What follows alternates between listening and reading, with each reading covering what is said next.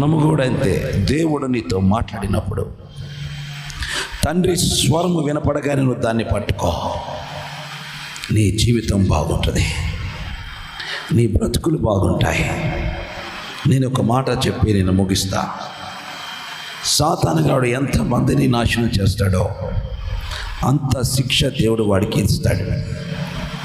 నీవు కూడా ఎంతమంది నువ్వు మనుషులను పాడు చేస్తావో నువ్వు అంతగా శిక్ష పొందుతావు. అర్థమైందా? నువ్వెంతమందిని నాశనం చేస్తావో, నువ్వెంతమందిని పాడు చేస్తావో అంత శిక్ష నువ్వు పొందుకుంటావు. శిక్ష పొందుకోకుండా మాత్రము జరగదు. సాతానుగాడు నేను నాశనం దేశం దాకా వదలడు. అందుకే ఏం చేస్తావంటే ఇమ్మీడియట్లీగా నువ్వెవరినైనా పాడు చేస్తుంటే వారిని ఇమ్మీడియట్లీ వారి మైండ్ సెట్ మార్చు.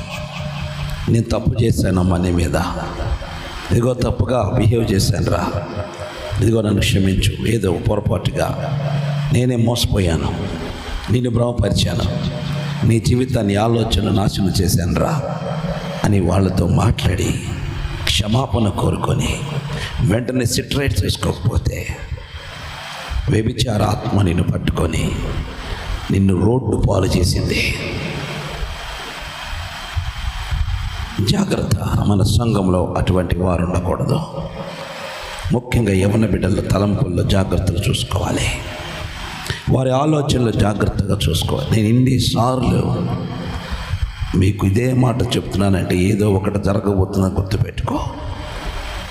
ప్రతిసారి చెప్తున్నానంటే దీని వెనక ఏదో భయంకరమైన కార్యం ఒకటి జరగబోతుంది. ఆ తర్వాత గుండెలు పగలగొట్టుకుని ఉరేసుకొని చస్తారు, ఏమి చేయలేక.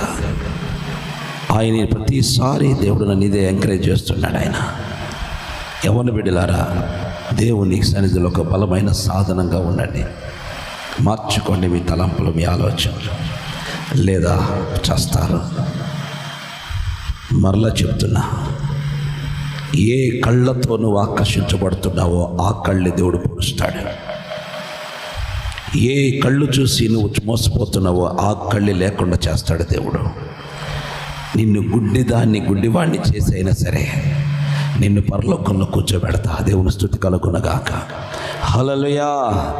నిన్ను గుడ్డిదాన్నైనా చేస్తా, గుడ్డోడైనా చేస్తా, కానీ నిన్ను మాత్రం పరలోకంలో కూర్చోబెడతా. దేవుని స్తుతి కలుగునగాక.